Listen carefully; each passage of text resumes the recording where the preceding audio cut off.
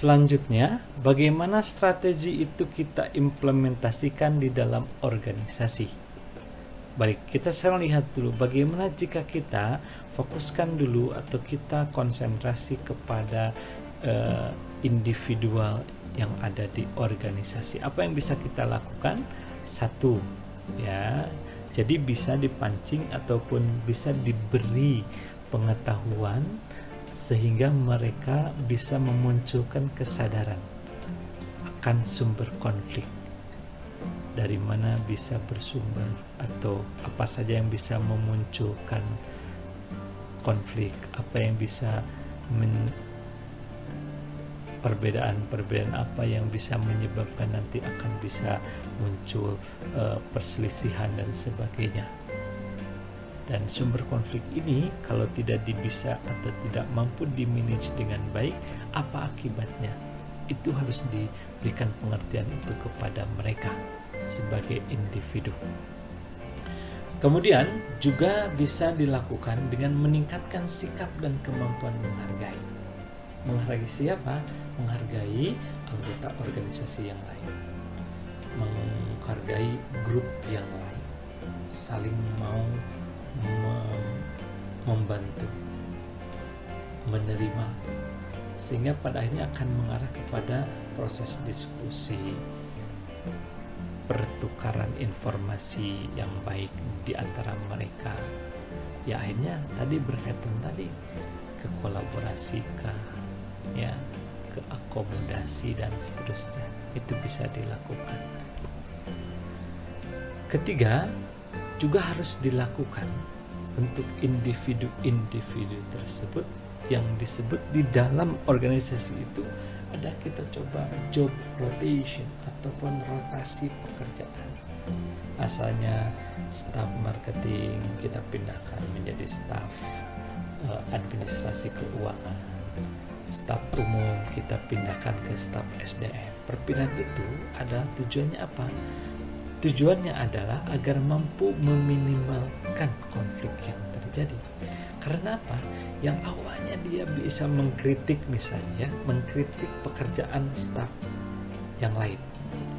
Sekarang saya ada di administrasi keuangan. Saya melihat orang administrasi sales bekerja nggak benar gitu ya, ataupun apa sih yang dia kerjakan sampai susah untuk menyelesaikannya. Nah, ketika dia ada di posisi administrasi keuangan, belum tentu tahu semua hal tentang administrasi sales katakan.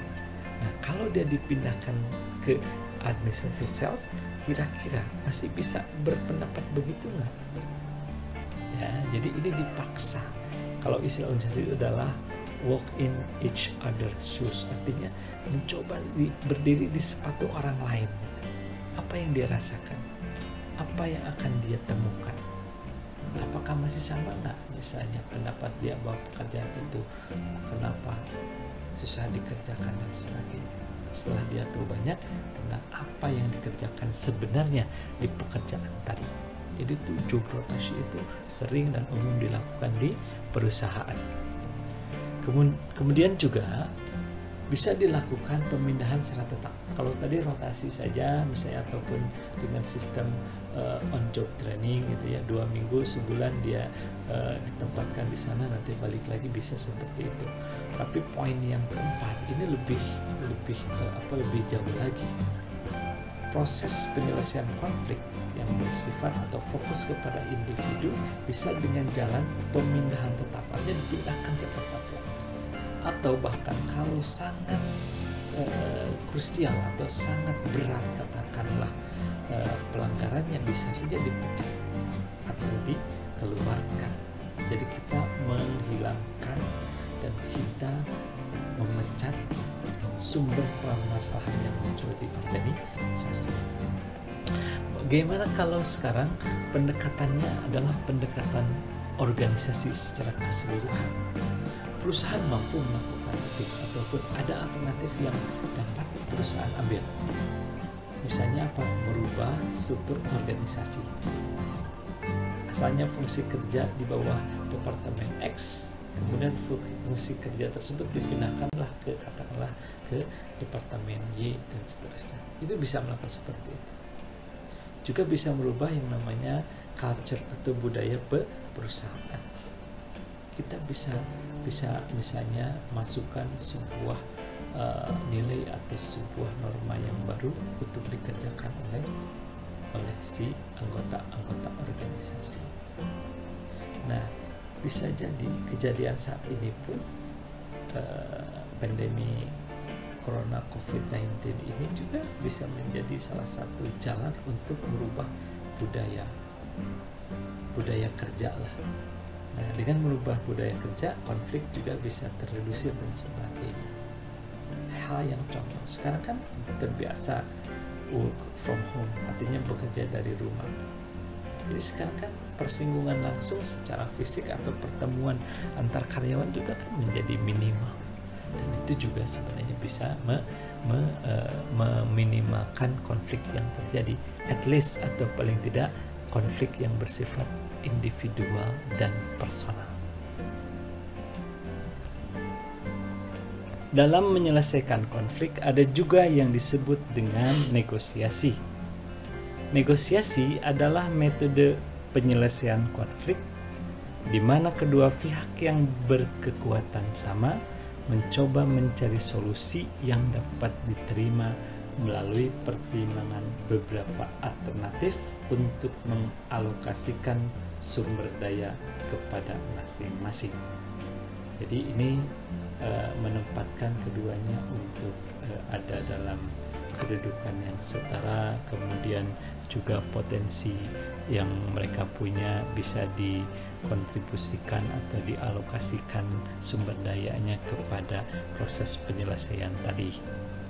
Nah, negosiasi ini kan juga hal yang biasa untuk menyelesaikan konflik. Jadi nanti bicara baik-baik, diurut misalnya ya, permasalahannya apa, sumbernya apa, kemudian masukan alternatif dari pihak yang satu apa, pihak yang kedua apa, dan seterusnya. Nah, yang selanjutnya ada istilah negosiator pihak ketiga. Yang ketiga ada yang disebut dengan third party negotiator. Ini adalah ahli yang adil yang dapat membantu pihak-pihak yang berkonflik untuk mencapai solusi yang diterima. Biasanya ini adalah orang yang dituakan lah seperti itu. Jadi orang yang dianggap mempunyai kapasitas pengetahuan atau keahlian yang mumpuni untuk menyelesaikan konflik dari pihak-pihak yang ada. Nah, biasanya juga ada yang disebut dengan mediator. Kalau mediator itu mereka hanya memfasilitasi negosiasinya saja. Jadi memberikan tempat, kemudian jadi moderator kan gitulah. Tapi mediator ini tidak memiliki otoritas ataupun kekuasaan untuk memaksakan solusi apa yang harus diambil oleh pihak-pihak tersebut. Ada juga yang disebut dengan arbitrator. Arbitrator ini adalah kalau istilah di pasar modal ada juga arbitrase. Ya, jadi arbitrase atau arbitrator ini memfasilitasi diskusi, namun kemudian dia dapat memaksakan solusi yang fair. Dan kedua pihak yang berkonflik itu wajib mentaati apa yang disampaikan oleh arbitrator itu. Selanjutnya yaitu tentang strategi negosiasi untuk tawar-menawar yang bersifat integratif. Ada dua, yaitu distributive negotiation sama integrative negotiation. Kalau distributif, pihak-pihak itu akan memandang konflik sebagai win or lose. Artinya, kalau saya menang, kamu kalah. Kalau kamu menang, saya kalah. Karena mereka percaya bahwa pada dasarnya konflik itu adalah fixed atau tetap yang kemudian bisa diselesaikan dengan apa? Dengan jelas. Jadi ya tadi win or lose gitu kan, seperti itu. Nah, jadi ini adalah kalau teman-teman di ekonomi mengenai istilah zero sum mentality atau zero sum games. If you win, I lose. Biasanya ini mengarah kepada kompromi atau equal pain. Jadi distributive negotiation ini bisa pada akhirnya menjadi kondisi equal pain ataupun yang sifatnya kompromi. Lalu bagaimana yang integrative negotiation? Pihak-pihak akan meningkatkan total sumber daya yang mereka miliki dan kemudian membawa solusi baru dan kreatif. Artinya terjadi sinergi. Nah, ini mengarah kepada yang sifatnya kolaborasi dan win-win solution.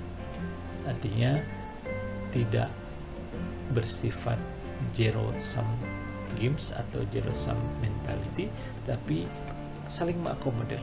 Akhirnya akan ada win-win solution, artinya yang menguntungkan kedua belah pihak.